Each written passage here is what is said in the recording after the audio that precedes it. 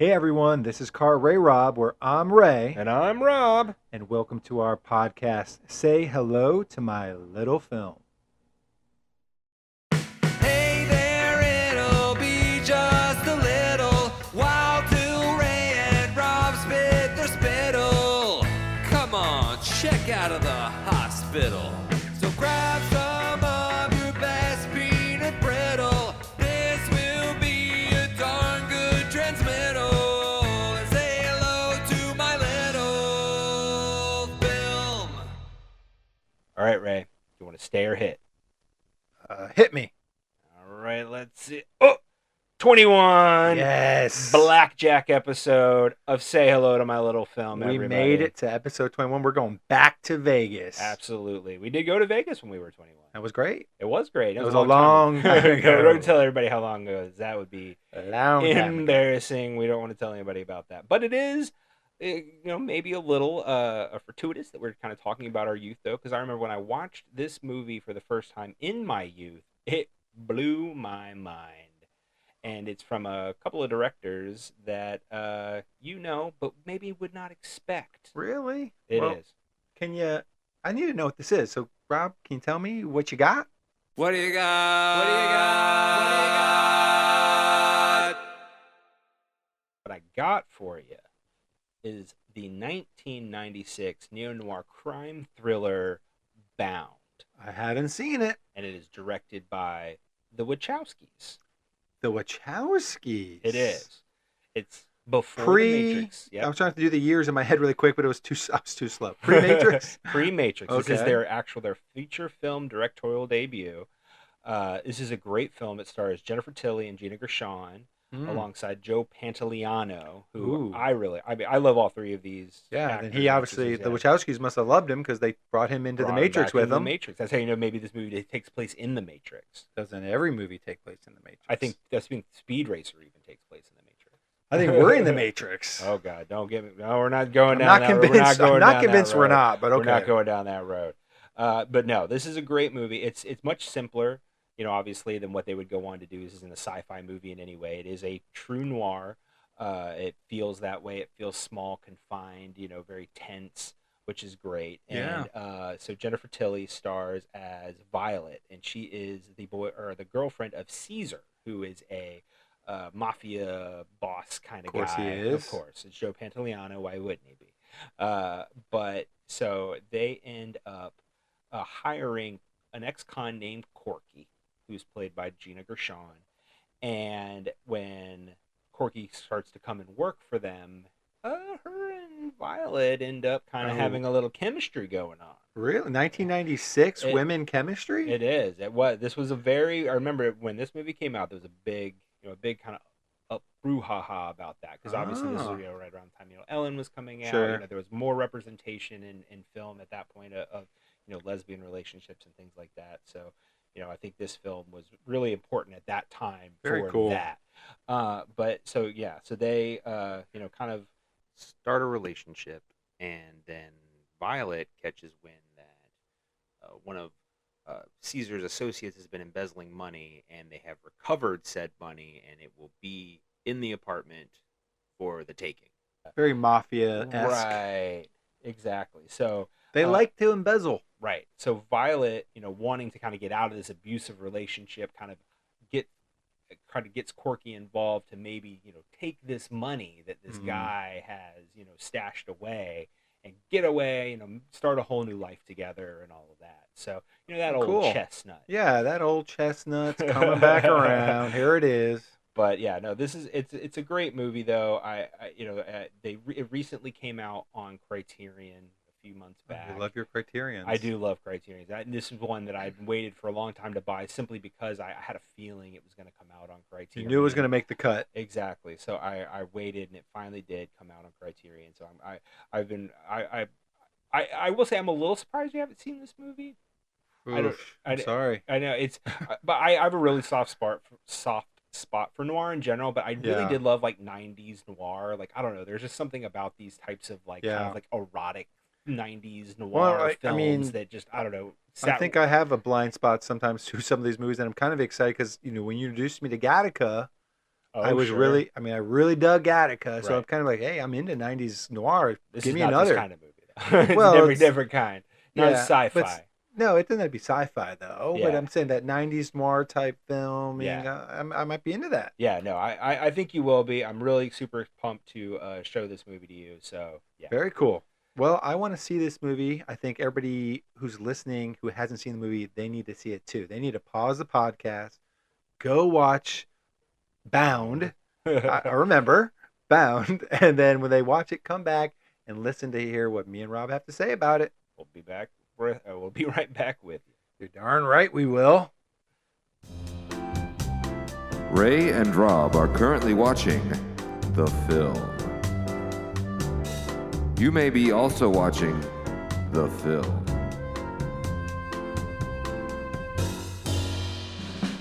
If you're not, then you're listening to me say that Ray and Rob are watching the film. They'll be right back when they're done watching the film.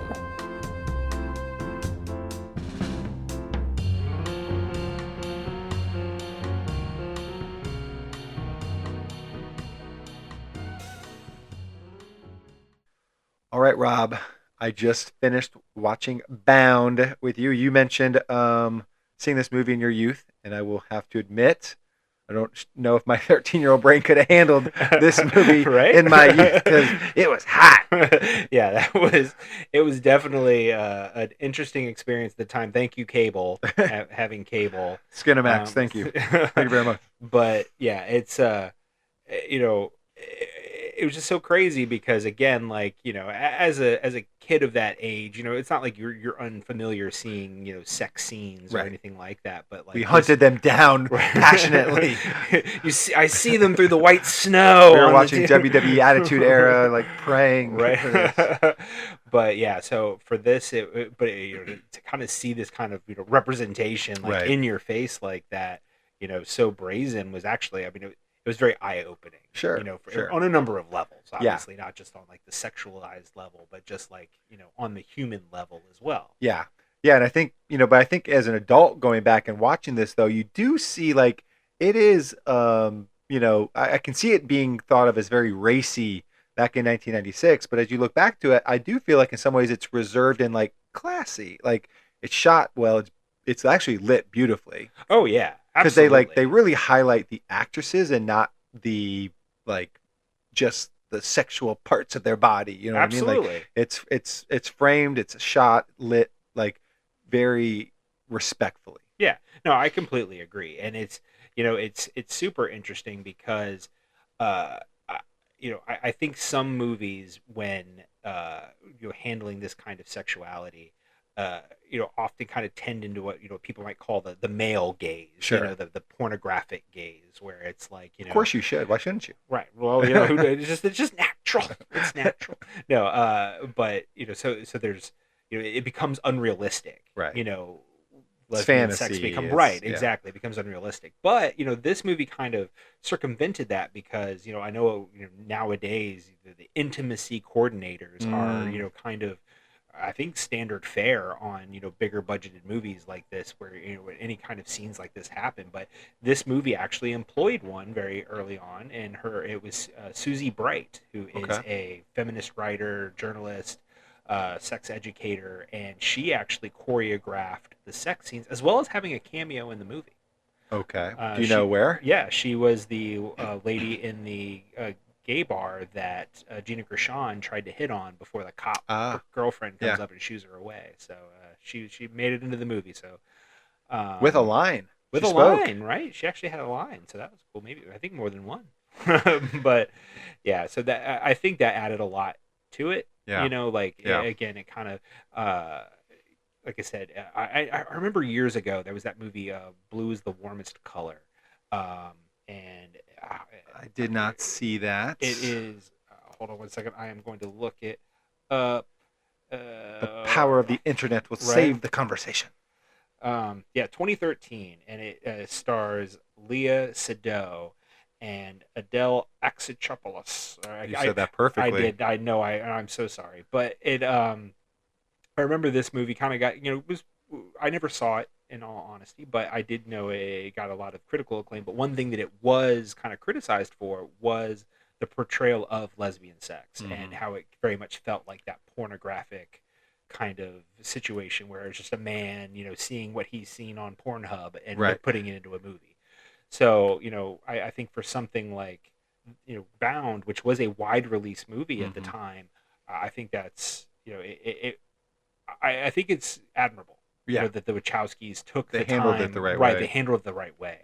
But but for the sexual nature of the movie, there's so much more to the movie than that. Exactly what I wanted to say. Like I think I talked about it because I'm sure in 1996 it was a huge part of the conversation early. Definitely. But this movie is not just that. This No. movie is a real noir with a really like good crime thriller to it. Yes. So let's jump into the movie. Definitely. And I want to say from the opening scene, like the opening shot I thought was great. Oh my God. Like I know. I didn't know if we were in outer space. I didn't know what I was looking at. It took me like a second to get orientated, which I thought was like really brilliant because all they're doing is they're showing you the closet. Yeah. They're showing you a closet. And the way they shot it was really awesome. Yeah. And then you find Corky tied up. Yeah. And you realize like this is a preview of something that's come. Like something's going to go wrong at I was some like, wow, point. she's bound early. Is this like a telephone booth movie where she's just in this closet the whole movie? Right. No. Exactly. But yeah, I think it's so interesting the way they kind of shot this movie. I think there were a lot of textural close-ups. Yeah. I think when the scene where Corky is in the bathtub and they get the real close-up on the drain. Excuse me. When she's snaking the drain, Right. And like it's like all the gunk is like coming out and everything, and I feel like it's again kind of like this visual metaphor of like the shit that's getting ready to come. You know what I mean? Right. Like, so it was shot by Bill Pope, who eventually also did The Matrix. Sure. So I mentioned the threads in the before section, and I think that he's a big reason for that. Yeah, and I think there's more later. We can kind of talk about them as they come up. But yeah, so we see an unbounded Gina Gershon, who's playing Corky, as she's like entering this building that she's going to be living and renovating. Yeah. And she jumps into an elevator right away with the two other leads of the movie, Yep. Who we already mentioned, but Jennifer Tilly and Joe Pantoliano playing Violet and Caesar. And there are sparks from the jump between Violet and Corky. There's no beating around the bush. It's like it just gets going. Yeah, they're connecting a line of sights. Exactly. They're not disconnecting those line of sights. Well, how can you not? Corky yeah. is James Dean cool. Right. Like, I mean, she just oozes cool. Yeah. And I think that's, it kind of falls into that noir anti-hero archetype so perfectly, so quickly, and she just nails it from the jump. Yep. And, we kind of quickly learn some backstory for Corky, that she's been gone for 5 years, and that's because she was in prison, as I think you mentioned the before section. So she's out of prison. She's very good with her hands. She's in construction. Like I said, she's renovating this apartment next door to Violet, and Violet is finding ways to chit-chat with her. Yeah. Come over for coffee, and then it gets a little. Then there's a jump in intensity, right? And then there's like the earring down like, the drain. You gotta get the earring out. Yeah, and it's quickly you can tell that there is a pursuit. Yeah. In progress. now the getting the earring out of the drain scene was great. Oh because right? This might have been. We talked about the sex scenes. This might have been the most sexual scene of the movie to me. Like absolutely, the way she was working the drain. Don't tell me the water. The water, the swishing sounds. It was wet. Yeah, the use of her hands, and then when Jennifer Tilly like walks up and her like the end of her dress line is right at Corky's eye line, like it's just framed up really well, and just like, all right, there's seduction occurring. Yeah. Let's see how effective it's going to be. Well, that goes back to that textural close-up. Yep. When I talked about earlier in that idea of like the water. Right. The close-up of the water and the cold steel of the pipe. Like I think there's a lot to that. Yeah. That adds to this just the overall atmosphere of the movie. Well, it's funny because there's this playfulness to it too. Sure. But there's this depth with, like you said, like with with the seduction aspect, the aspect of it. It's there's multiple meanings going on with like what's occurring. It feels like it's I don't know. I was watching the scene like just thinking in my head like I am enjoying this off the bat. This is a good start to this movie. Absolutely. and it really just kind of goes, I mean, I don't feel Yeah. like there's a lull in this movie. So it's you kind of learn more about Corky. Yeah. She goes to the lesbian bar, which her line, "I'm just here to get laid." Right. Like, it's the kind of going back to that representation. I think that was a great scene because it kind of showed the different shapes and sizes that Sure. lesbians come in. You know what I mean? It's Right. just this idea of, like, I think especially in the 90s, I think Again, everybody this is 96. right. It's like you're very comfortable with the idea of, like, the lipstick lesbian, like Right. that. I even to today, like, that's still when you're talking about lesbian representation, people are much more comfortable with that. You know Yeah. what I mean? And which is completely unfair, and because it's unrealistic. Right. And you think of, like, an actress like Leah DeLaria. You know what I mean? Who's fantastic in everything she's in. Right. And it's I think it's becoming more acceptable, obviously, Sure. through actresses like Leah DeLaria. But I think in this scene specifically, you kind of saw a taste of that. Yeah. You know what I mean? And And I think that was great. And I did kind of feel like, at the very beginning, I did not feel this way by the end of the movie, but by the very beginning, and as we kind of slowly get trickled this information and learn who Corky is, I did feel like maybe there was some like broad stroking this tomboy type lesbian character where it's like Sure. she drinks beer, not wine. She works in construction. She drives a truck, not a car. You know what I mean? Sure. She says bad words. Where I was like, okay, but I never felt like it was a flat character. So I don't feel so. I think there was some 1996 thing going on with, like, painting a picture of something fans or audience viewers could relate to. Sure. But they didn't, like, just make her a flat character with this, like, this is the tomboy, this is the girly girl, that's all they are. No, there's so much depth to them. They're real people, and they pulled it off. Absolutely. And Gina Gershon obviously is a very attractive woman. Sure. And it kind of, so they were still kind of blurring the lines of that, against like, type there a little lipstick bit. lesbian. Yeah. She still probably fits enough in that category where she straddles the line enough where the studio is probably like, okay, this is fine. But, maybe Right. today, a character, I mentioned Leah DeLaria, like, you would think somebody, more along her characteristics might, play the role of Corky. You know Sure. what I mean? Just Sure. because, but at the time, not again, Gina Gershon is fantastic. I wouldn't have cast anybody else but her. No, But yeah, I'm we're just saying, making a point. Yeah. right, as far as, like, the overall representation goes. But yeah, and it's interesting because we talked about that the bar scene, and Susie Bright is in that, and one thing that made her really want to be a part of this movie is how she enjoyed the fact that women were unapologetically enjoying sex. Right. Like, that was kind of her draw to the movie. It's like, they were allowed to embrace their sexuality and go with it.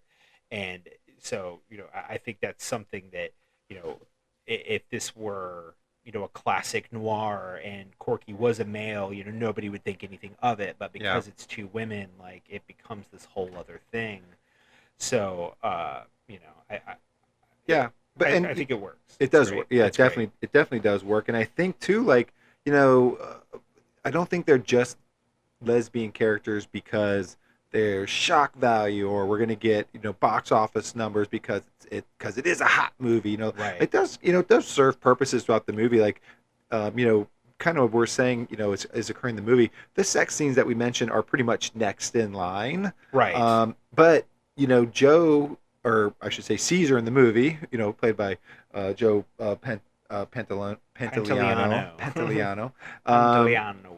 Is he walks in on them basically, Right. but he doesn't expect anything Completely because it disregards it. is two women. Yeah, So completely disregards it. exactly. So it served that purpose there. Yeah. A little bit where it kind of set up the relationship between the three characters for the rest of the movie a little bit too. Definitely.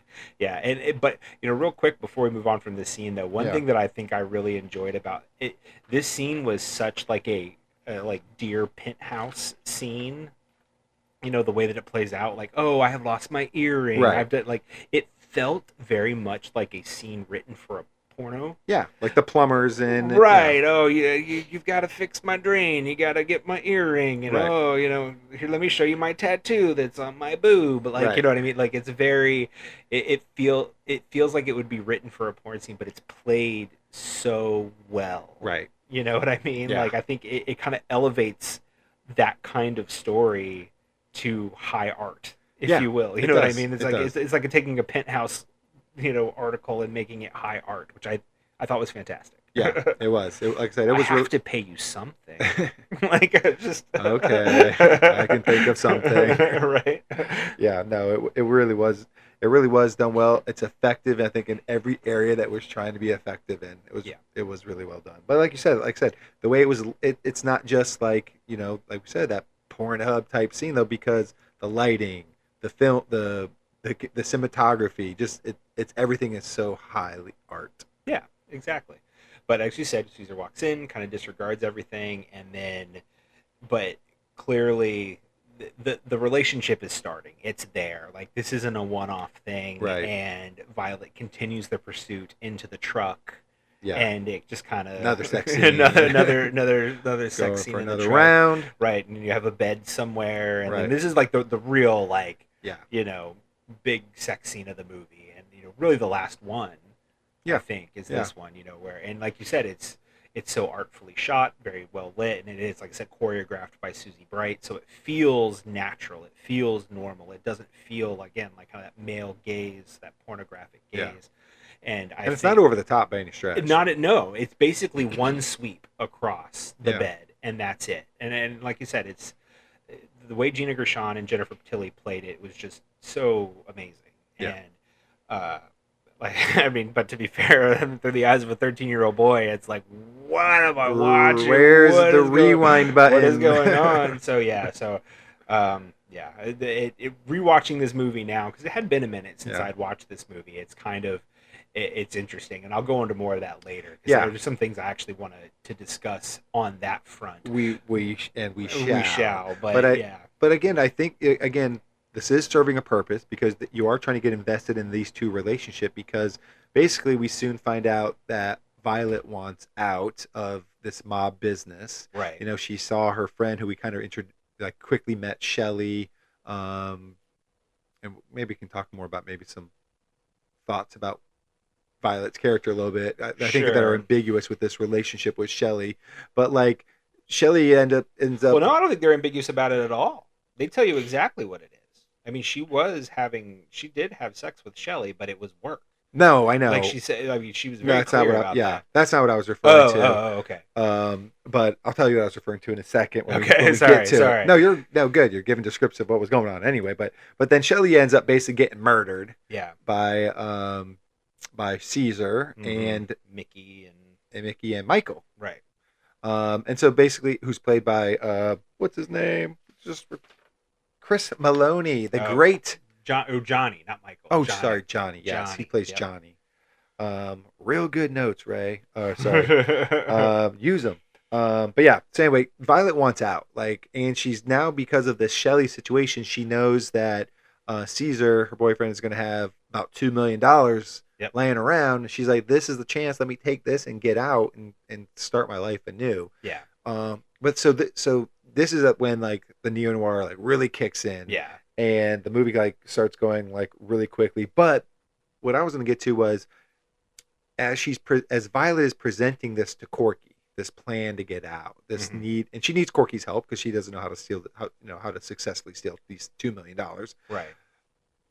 They bring up the question of trust, and Corky says stealing is like sex, Yeah. I thought basically. stealing was like a lot like sex. Yeah, where you've got to have, you're kind of, we're talking about the plan, and that's the flirting stage, and then we kind of get into the action, and that's Mhm. like the sex. But the big thing is there's this trust that Yeah. has to go into this. We're gonna both basically be risking our lives. We're stealing from the mob. This has to work, and we've got to do your part. And there's gonna probably be multiple opportunities where you could sell me out anytime, and I could sell you out, and trust. Right. And I think the lot part of the movie, with their relationship, then goes to this: do they trust each other? Yep. And so that's kind of what I was getting at first. When I was kind of talking about Shelly and Violet was,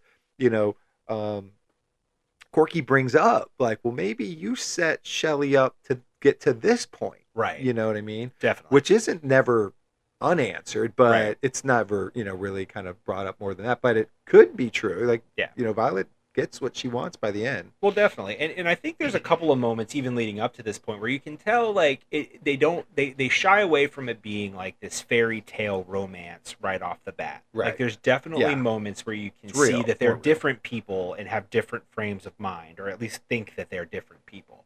You know, so I think I have one here where it's like.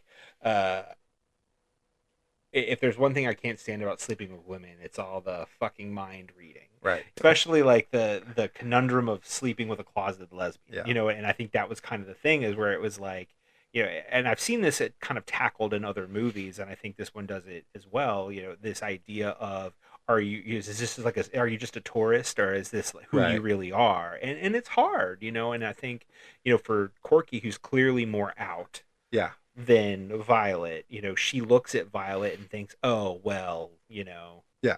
you're just, you know, you're on a pleasure cruise, you know, Right. this is, Or you're using me, dude. or you're using you know. me, right? Exactly. So yeah, I think that absolutely, like you said, kind of goes to that idea of trust, which, you know, so much of this movie really is about, you know, Oh, yeah. even between Violet and Caesar. You know, the idea of trust. Right. And, you know, obviously that goes in a couple different directions, and we'll talk about that as we get to it. But yeah, I completely agree. It's definitely one of the most interesting parts of this movie. Yeah, because I mean, you want to believe in this little Violet and Corky relationship, and you Yeah. want to believe that Violet is not using Corky, but you don't know. Like you Yeah. literally are waiting to say, is she going to stab her in the back here or not, I or completely vice agree. versa? Yep, And that's a completely brilliant agree. part of the movie, that It you are is. rooting for this character to do the right thing, but you do not know in any scene if she's going to do it. Right, which yeah. is brilliantly done. It keeps that tension real high through the whole Yes. movie, and there's the tension kind of goes down between a couple of different characters, and you know, so obviously as the plan plays out, you know, they do a good job of kind of, you know, trimming the fat. So it's like I'm laying out the plan and the plan is happening Yeah. at the same time. I Now, always enjoy that. I kind of enjoy situation. that. Like, it does make me think of, like, sometimes you'll see like where they do that, and then then they start the movie over, or Right. they start the plan over when the plan goes awry, and I hate that. Oh, sure. So I was like, please don't be doing that. Please don't be doing that. But they shot it the way you should shoot it. They talk about the plan, and as you're watching the plan happen, Right. That's how you should do these movies. Exactly. But then obviously the plan does go awry. as But it doesn't start over. Like it doesn't. No, it doesn't It wasn't start all just over, like, this is what would ideally happen, but then this happened. It's Yeah. like, what did I just watch these last 15 minutes for? Right. No, we're watching it, and it's happening. Like they got to like 40% through before it goes awry. Yeah, you know, they go through the laundry line of money, which again, it's another one of those great shots of the Yeah. movie where it's like, you know, he's got all the money that, you know, they had to literally launder the money, and Yeah. then iron it, and then, you know, Joe It's strung up Pantoliano's got it everywhere. strong up on lines all around it. 2.167 million Right. of it. And like you kind of see him framed in this money. Like it's such Yeah. a great shot. And then, you know, so I love that part, and I love the earring lock picks Yeah. that she always had as kind of this like feminine yet aggressive kind of thing, which again Right. I think is such a great, you know, kind of realistic situation, you know, where it's like you're not just making her a man, Right. you know, and which, you know, that's I always hate that when it's like, oh, I'm gonna write a really great female character. You know, I think we may have talked about this in a previous Think we episode. but did with James Cameron. James Cameron, yeah, the Terminator 2 thing, where it's like he got a bunch of flack because he said, you know, Linda Hamilton in Terminator 2 is such a great female representation. She's so strong. Everybody's like, well, you just made her a man, Right. Like right. that's not what they did with Corky, and I think that's really fantastic. Yeah. But you know, it's I think as the plan kind of deteriorates, Caesar takes on a lot of tension on himself. So it's like the secondary character who's the movie's not really, he's not the main know. character, but like there's a lot of tension for Yeah. his character that Definitely. is so interesting. It's very interesting because I thought, you know, we're about an hour into the movie, 45 minutes of the movie, and I'm like, oh man, I guess Caesar's really just is a background character. Like I was Right. hoping to see Joe more in this movie, but Yeah. I don't think it's going to happen. And then, yeah, no, it happens because, you know, basically the plan is they're going to end up distracting him, keeping Violet in the clear from suspecting her, but they steal the money, and then they're going to trick him into thinking that Johnny took the money. Basically, it's what's going to happen. And Yeah. then they're like, he's going to run. As soon as he runs, they're going to think that he actually has the money, because why is he running? Right. And then the mob's going to go after him, and we can get out of here scot-free. I mean, that's essentially the plan in Yeah. a nutshell.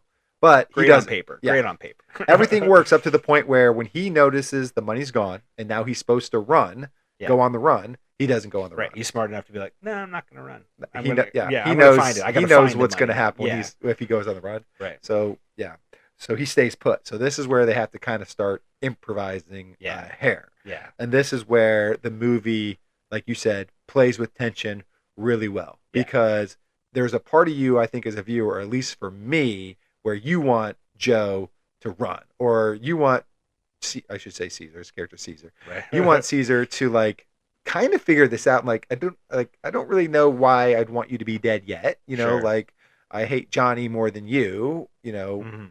from what I've seen on film so far, and you've Right. been cool to Violet. So like I want them to get the money and I want you to live. Like that was their plan. Like Right. can we find a way for this to happen? So I feel kind of nervous for Caesar. Like, Mhm. you know, what do I want him to do? How do I want him to get out of this? And eventually you don't like Caesar as much. But Right. but they play with tension really well because you're also worried about Violet now. Like once Caesar starts going off the rails, Yeah. then you don't now you know like Violet's in more and more danger. So it's like they play this up really well. Yeah, absolutely. I mean, the way that they're able to move the tension around the character arcs, if you will, is really great.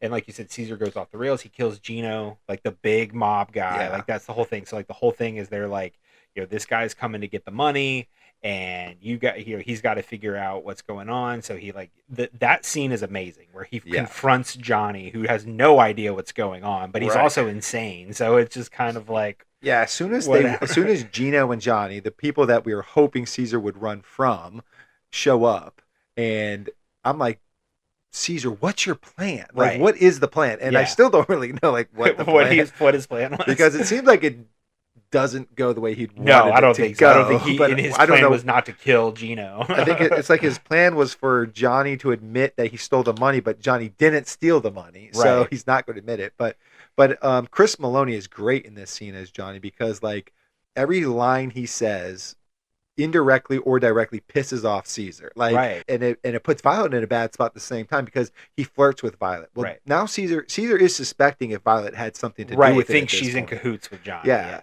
Or I don't know if he believes it, but he's like there is a possibility that you are with him. Yeah. And so every time he flirts with her, that does not help Violet. You know what I mean? And we're like, well, no, she's not in with him. Now she did steal the money, but she's not with him. Right. You know what I mean? So it's this weird dynamic where half again, the story. Yeah, you don't know what you're rooting for because he's half right. But anyways, he ends up killing Gino. He ends up killing Johnny. Really cool scene where, when did the shot hit the picture frame behind him? That was that. Yeah, it was that. John, who shoots it? It was the third man. There's the third man. The third guy, the bodyguard guy. Yeah, because that was great. Like there's that bullet that goes past like slow Caesar's motion. head. He's just like, what? And they're like, I gotta kill you too. Well, it really shows that descent into madness. Yeah, because like that's really what this.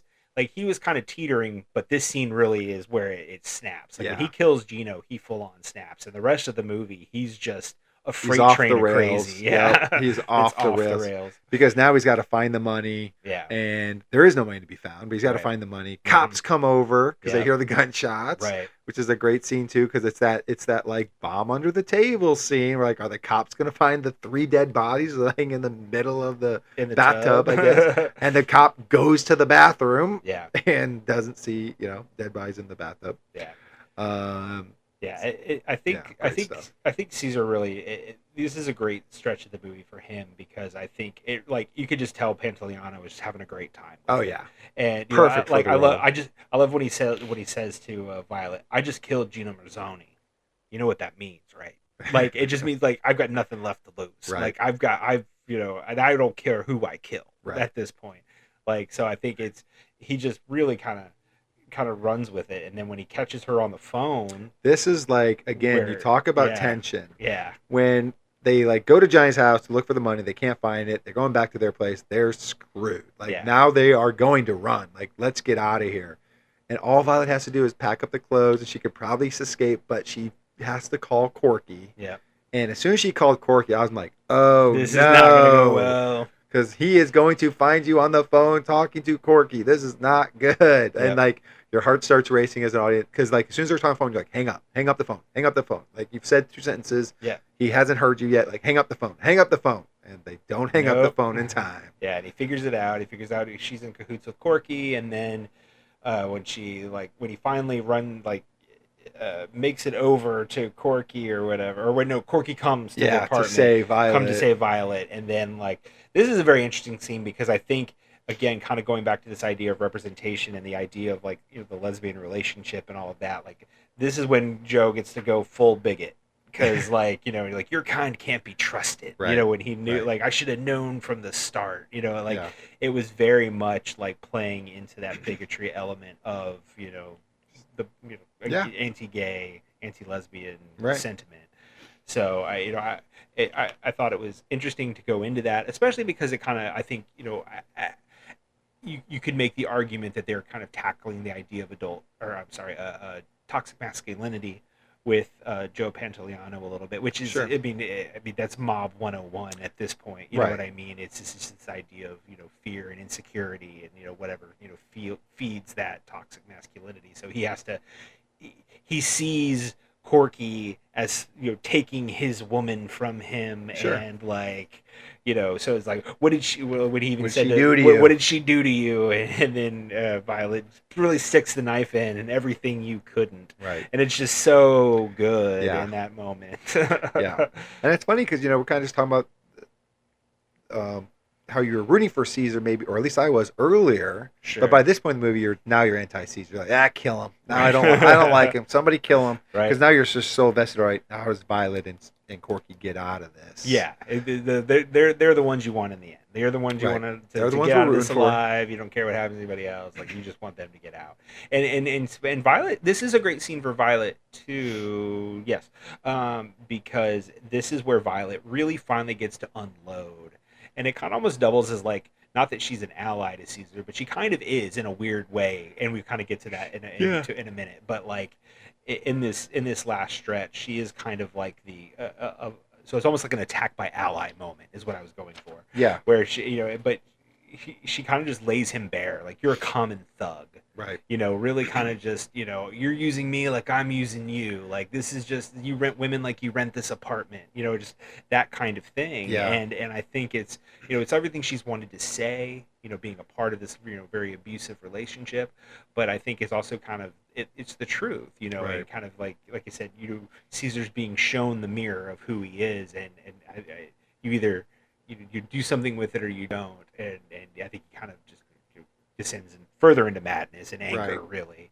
Yeah, they get to the point where really the only way out, it feels like, for Caesar is to make a deal with Corky and Violet. Right. But it is funny because you mentioned, he says, Violet, you were nothing before I knew you. Yeah.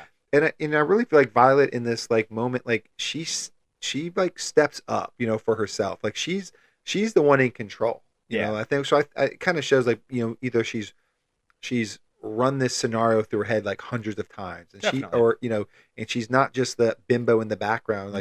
She knows how to do business. She's watched them do business. She knows what Caesar's options are, and she knows how to play this situation. And she's in complete control. And really, the last 10 minutes goes the way she wants it to go.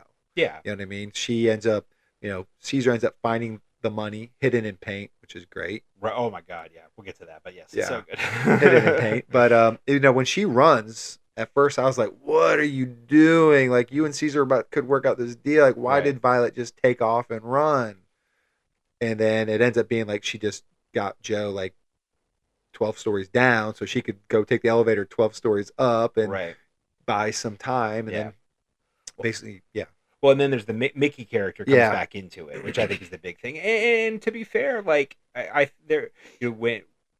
Mickey comes in and they have a little which she makes the phone call from the bathroom. Oh right, Mickey's starting to figure. Mickey's getting really suspicious about figures Caesar. It out. And so then she kind of gets him to make a deal on the phone, but and it works out, Caesar. But then he screws her over almost immediately. So to be fair, she tried. Yeah, she tried to make a deal, and he's the one who screwed her over, and so it does.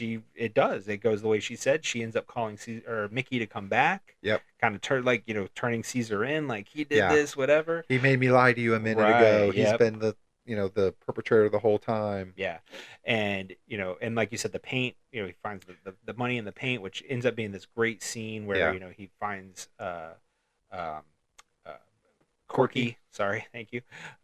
Finds Corky and all of that, but it couldn't be Corky that kills Caesar. No. That's the thing. Like in the end of this movie, it could not be Corky to kill Caesar. It had to be Violet. Corky's the brains of the operation. She doesn't really do much. She picks the locks, and that's about it. Right, and that's fair. Like, and I think that's an interesting kind of thing because usually in these scenarios, it's almost like they would play Jennifer Tilly, Violet, as the damsel in distress. Right. When really she does a lot of the heavy lifting. Yeah, she does. And I think that's also a really cool kind of turning the archetypes on their head a little bit. Mm-hmm. And but yeah, the paint. Just going back to the touching on the paint visual, like when she shoots him, oh, you're not going to shoot me, and like, Caesar, you don't know shit, and then shoots him, and then like the blood kind of mixes with the paint. Well, just even as she's shooting him, like the bullet like going through him, then hitting the paint, so the paint's shooting, then the blood mixing with the paint. That's where I'm like, if you're gonna say you feel some Matrixy type stuff, sure. I do think the way they did some of the gunshots, like you can show you like the Wachowskis have a passion for like cool gunshots because like we already mentioned, the shooting of the picture frame in the background, the way that they kind of zoomed in when some guns were drawn, and like I think like the bullets splashing the paint and all. I'm like, all right, you guys can do some cool stuff. You want to invent something called bullet time soon? Or, well, did Caesar dodge the bullet in the hit the painting? Your picture, you think? Yeah. Is that what happened? You think he dodged? He pulled a neo? Yeah. He just we couldn't see it. Yeah, we didn't have the technology at this point to slow the camera down and see it. But see, that's what happened. I knew it. So you start to see it. I said, I just guess you start to see some of those things that are going to turn into huge things for them. Well, absolutely, and kind of going back to what we said early on, Bill Pope DP'd this movie, so that and it would go on to do The Matrix, and it's actually really funny, the way that Bill Pope took on Bound, because their first DP dropped out because they said they couldn't do the movie on their small budget. But Bill Pope's like, I got this. He's like, I got guys, we can make this work. And I mean, it made his career. I mean, sure. You know what I mean? It launched it into the Matrix and all of that. I mean, it's great stuff. So it's like, it's interesting how some of that stuff will work out, and using your resources. Right. Bill Pope really showed, and you're right, like kind of laid the groundwork for the visual style that would become the Wachowskis' Matrix. Right. And you're right, the lighting, the color schemes, all of that stuff, and I'm sure it's not just him. I don't want to take Lily and Lana out of it. Like Lily and Lana, I'm sure had plenty of input on all of that. Oh, what I mean? They strike me as directors who know what they want when they shoot it. Yeah. So but it helps. It certainly does. to have a DP that does have like an eye like that, and has an eye for style, right? And it's so beautifully filmed in that regard, and like you said, it kind of, even the clothing a little bit, you can kind of see those Matrix, like like I said, touchstones a little bit here and there. It's like all they needed was a sci-fi element, and this could have been in the Matrix. Exactly. In some ways. Yeah. Exactly. So. Yeah, and, I guess just to wrap the movie up, after they kill Caesar, they kind of just dispose of the body, I guess, and they just tell Mickey that Caesar's on the run. Go find him. He's got your money. Yeah. And Mickey's like, I'll get him. That scene with Mickey is actually, for being so simple, it's so cool because it kind of goes to show, how Violet can control the situation now. Right. Like so much of this movie, she, especially early on, it felt out of control. She was in a situation that she didn't want to be in. She couldn't get out. She was very much trapped, had no control. And, by the end of it in this scene, I think you really see that kind of new equilibrium with her, where she is full command of her powers. And she was, confident at one point where, they had the conversation about work, talking about Shelley. Right. That wasn't sex you heard. You remember? Like, right, it was work. It was work. And this scene kind of nails that, because she kisses Mickey and like just knocks him like he almost it's very subtle, but he almost lunges at her again to like kiss her again. It's like it's so crazy. Both actors just knocked this out of the park in that regard. But yeah, But but it's worked. Mickey will never suspect her again because Right. of that. Absolutely, 100%, and it's work. It's Yep. work. She didn't care about it. She doesn't like that. The passion that went into that kiss, it didn't matter. It's work, Yep. and it's so good. But the last line of the movie is incredible. Say it. Do you know the difference between you and me, Violet? And No. she's like, no, me neither. Oh. And like it's just, and again, it's that whole thing because that's what like Right. they always they were so. They were kind of laying on this idea of like the difference between the two of them, even in some of the conversations that they had Right. early on, and to kind of end at that point was just so good. Yeah. And then it's perfect. It's one of the one of the most perfect lines Yeah. to end a movie on. It's such a end on a high note. That's great. Yeah. But I think I to kind of just circle back to a couple things we said earlier, like do you trust Violet throughout this movie? And I think the movie does such a good job of as Violet is looking more and more capable throughout the movie, like she's settling in and she's like starting to dictate stuff more and more. Right. I am like, maybe you are gonna backstab Corky. Like Yeah. I'm still rooting for her to get out of this alive, but I Yeah. also am like, are you gonna be the bad guy in this movie? Like the movie never really lets you let your guard down. No, absolutely. With her. Absolutely. Well, and like You I kind said, of feel it like kinda goes- Corky probably felt. Sure. Well, and it's that tension, and it's so effective because it keeps the tension so high. You're waiting on the edge of your seat, like, is she using Corky? Is she using Corky? You hope not. You don't want her to, but it's You like her. you want like her, right? Yeah. Exactly. But it's one of those things that's constantly in the back of your mind, and I think one of the things that is so. I mean, it's the title of the movie is Bound. So all three. I will make the argument that all three characters, and this is kind of why the tension works between the three characters, are all trapped in their situations, Yes. of their creation. So like Corky, like physically. right. Well, but even before that, like she's a felon. There's a certain she was literally in a cage at one point, Sure. because she was in prison. But once she's out, there's a desperation to her because she has to take this handyman job because it's like, What else? what else can I do? Nobody's And we going to know that- hire me. Yeah, So we know that the guy that does hires felons. Right. That's stated in the movie. exactly. So she finds herself in a very trapped situation in that regard. And then obviously Violet is trapped in her situation with Caesar. She's in a mob relationship, which I guarantee you is not easy to get in and out of. Right. So it's Best to avoid when able. right. So she's trapped in that, and Caesar's trapped Oh yeah. because he's not the top dog. No. And he's not going to be, clearly. He's not one of the family. I mean, Johnny was Gino's son. Yeah. So it's like even the guy he hates the most is, he's the made guy. Like, Right. Caesar's just the underboss, if you will. So it's like, okay, like He's a launderer. Yeah. right. That's it. He's a launderer. So it's, he kind of creates this facade, but it's kind of a prison because he's not really safe even in that, facade that he's created for himself. So all Sure. three of these characters are really trapped and bound, and it's a genius story, and for that reason. I totally agree. Couldn't agree more. The movie does some really, really good stuff with tension. Why don't you just ask me if I like the movie or not? I mean, it's hard. Okay. Well, I know we have more to talk about, but I've got one. I do have Yeah. one more thing before we get to this. Even though I think we're both chomping at the bit, and I think I know the answer, but Right. I want to say this real fast. So one thing that is interesting about this, and this may be one of the first movies this has happened with during this podcast, is it had been, like I said, it had been a minute since I'd watched Bound. I loved Bound. I knew I loved Bound, and I thought you would like Bound, but it had been a while since I'd watched it, and it's interesting how context can change how you view a movie. Mhm. So, one thing that I really noticed this time around, and, kind of going back to what I was just talking about kind of being trapped and bound, is, thinking about it through the eyes of Lily and Lana, making this movie then. Right.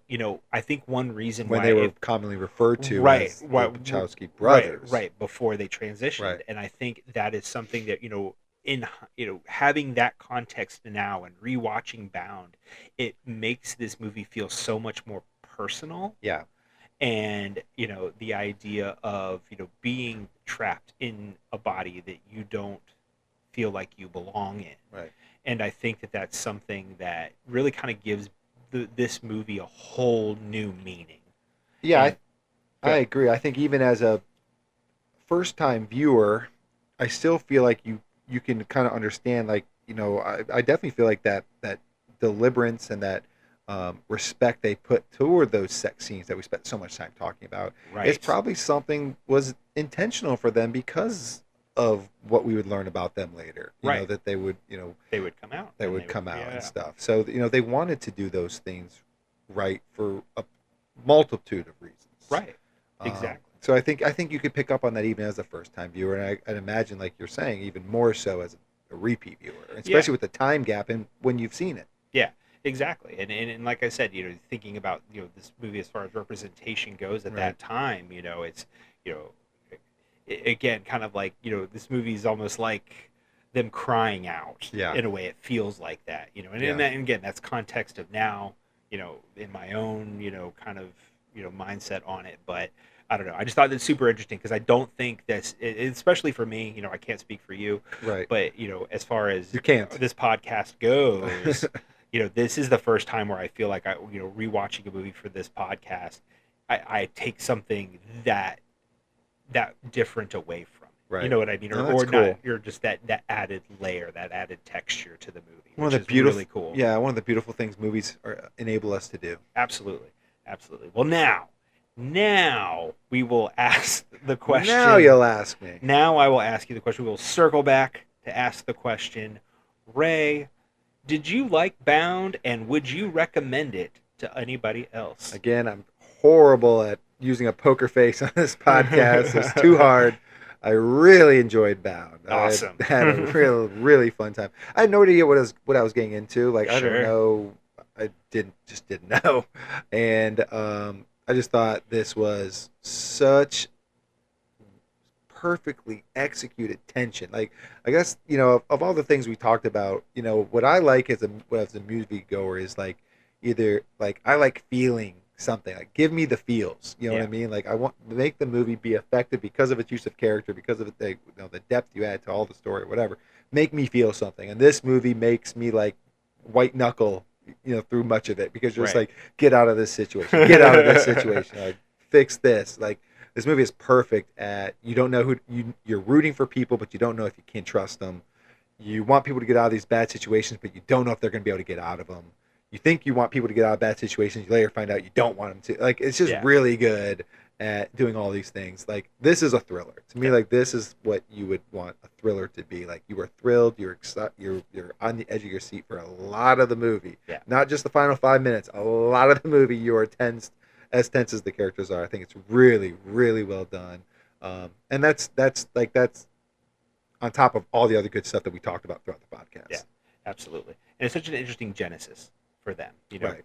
for again, for who we know them to be now, the types of movies that they make. It's so interesting that Bound was the starting point. It's like it was their proof to the studios, like, look at what we can do. Well, right, and really now that's what it was. Now let That's us do the big stuff. Literally what it was, but yes. Yeah. Now give me a budget and see what I can do. And they did. Yeah.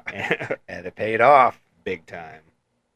All right, well, we were bound to be done with this episode at some point, but before we completely wrap up this episode, Ray, I got to know, what have you been watching? Quite a few things, actually. Oh. I sometimes don't always have a great list, but Getting off your lazy butt and watching some stuff. I have a list.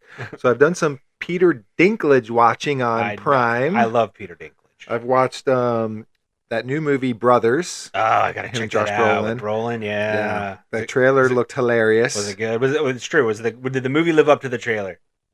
No. No? I did not really enjoy it. Oh, no. It just, the trailer was so funny. It was. And just all those parts in the movie that didn't really hit as well as the trailer made it seem like they might. Interesting. Is it? So I will say from the trailer, the one thing that I was kind of a little worried about was that maybe Josh Brolin was kind of miscast. I don't think so. Like I feel like him being like this really wimpy-ish kind of Yeah. guy. Like I don't think he is that necessarily in the Right. movie. He's a little tougher for it. They actually have a decent little family dynamic. I'll give it that. Mhm. Like the story isn't horrible, but like the comedy just didn't live up to the trailer, and it was distracting me. That I'm like, this was looked so funny in the trailer, and this part is not funny right now. Got it. So Got that it. probably hurt it a little bit in my eyes, but Sure. like the story's not bad. I think the relationship that they have, that Peter Dinklage and Josh have with their mom, is kind of interesting and could have been really good. I think Yeah. they just missed it by just a Sure. hair. Yeah. Peter Dinklage is another movie called American Dreamer. Shirley MacLaine. Shirley MacLaine. Okay, I haven't seen that either, but I Yeah. really want to get. I love Shirley MacLaine. I do too, and I really dislike this one too. God dang it! I like Brothers more than this one. You are yeah, it just wasn't. just kick me in the balls. Yeah, again, I don't want to go Ray. too much in case you do want to check it out. I am. It I'm kind gonna of- check both of them. yeah, because check I don't both. always trust. Then you. come back next week or a couple weeks and just say like, you were way off. You know what? I'm the challenge accepted. That might happen. Oh man, I'm recommending to you and our non. But and the last thing I watched I did like was it's called Molly and Max in the Future. Okay. Kind of like a low budget, like sci-fi futuristic love story. Huh. It's super weird, it's super out there, but it's kind of just talking about relationships and being in the friend zone and just destiny a little bit. It was really, I liked it a lot. It was really interesting. It That was sounds like funny. right up my alley. Yeah, it was really cool. weird. I definitely think it's worth a check. I definitely think that one's worth a check out. If I am going to give a recommendation, it's definitely for that one. Well, I'm probably going to check out all three of them. They're to be not perfectly bad. They're honest. not. It's not a bad. It wouldn't be a bad little Saturday just going through those three in a row. But It's a nice little Saturday. yeah. What about you? What have you been watching? Well, we're still kind of in October, so Right. we're still in the midst. Or well, actually, I guess we just got out of October, I should say. And so we were just wrapping that up. Yeah, finishing up still. And I'm actually going to start that. Yeah. 3. Well, we just wrapped up the Halloween season. Sure. So, we get our every year rewatches in. Yeah, and you stuff got to like watch that. your horror movie every week, Right. every night. Every night. And we kind of, so, we don't get a ton of new, but we did this time, another new one. I watched Maxine, which Oh, is that's on the last. Max. Right, yeah, it's the last in the X trilogy, Ty West's X trilogy with X, Pearl, and Maxine, and it was decent. Mm-hmm.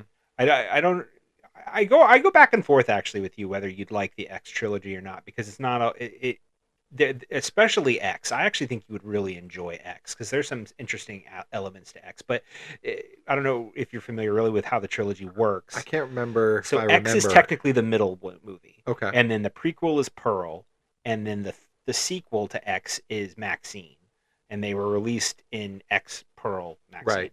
And so there's two characters in X. One gets the prequel, one gets the sequel. So Maxine gets the sequel, and I think my biggest issue with Maxine and it was that it captured what Ty West wanted to do stylistically perfectly. The 80s kind of neon drenched slasher kind of sexualized thriller. Uh-huh. It did that well. But for being a third movie in a trilogy, it felt kind of underwhelming. Yeah. And that's There's some hard. expectations there. Yeah, exactly. And it's hard. I think the villain was cool. Was an interesting kind of cool villain, but they just didn't give enough. I think development to Sure. that character to really like make it live up. Because I loved X, I loved Pearl, and I think Maxine was fine. So Yeah. that's kind of where I think it ends up. Kinda what happens but a lot with Mia trilogies Goth is is the great third though. one. Mia Goth, that's good who's to in, is hear. great. Yeah, I mean, I thought she was fantastic. But yeah, I think. And there's some cool kind of cameos. Kevin Bacon is in it. Oh yes. Yeah. So that's always kind of cool. And Elizabeth Debicki, right. from The Crown Yeah. and Guardians Volume 2 and Mhm. 3, I guess technically. And she's great too. But she has an interesting character that I feel like they needed to do more with. So I will say that on that front as well, is they could have done a little bit more with her character. The second thing we watched, and before I kind of get off the horror movies, there's one horror movie that technically I watched for the first time last year, but I really wanted to bring it up because You rewatched it. I rewatched it, and We'll allow it. We will allow it. It's so good, and I wanted to throw it out there. And it's this movie on Shudder. Again, shout out to Shudder.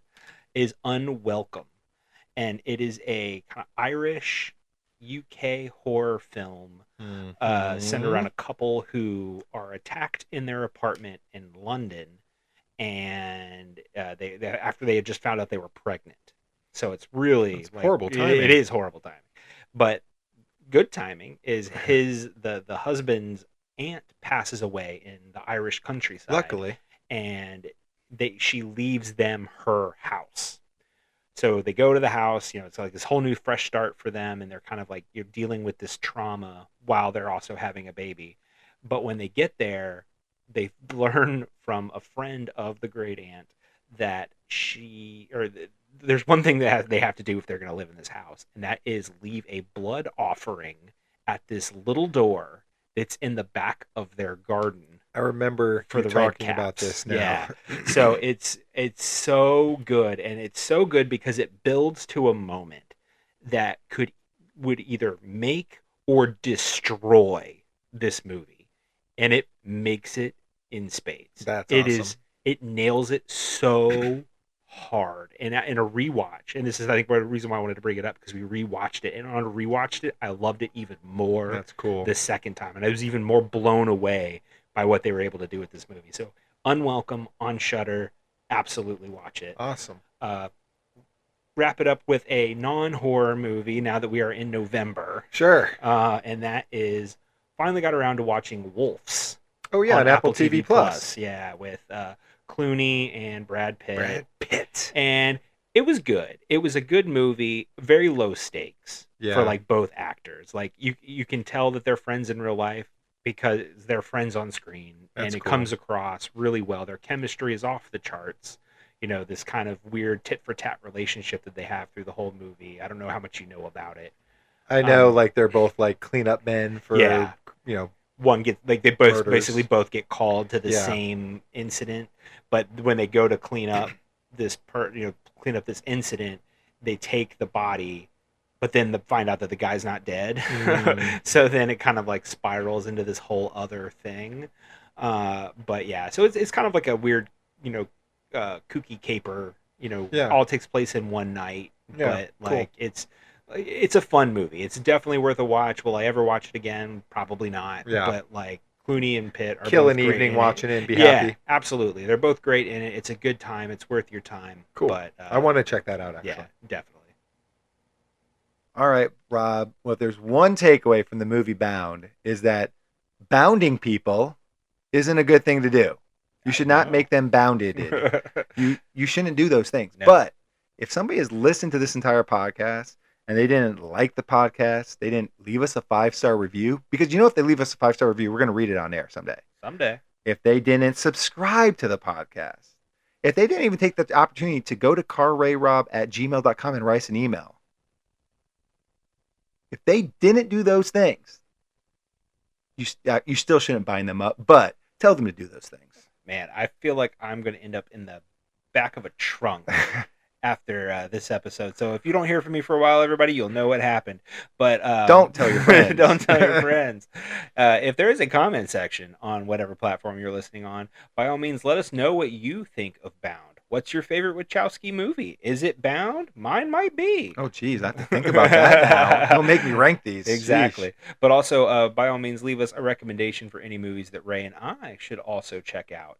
We will be back in 2 weeks, and it will be Ray's episode. I'm excited to let you know what I'm going to make you watch. Well, I have set the bar pretty high, so I don't think you're going to clear it. True. But you're going to want to tune in to find out, so definitely do that.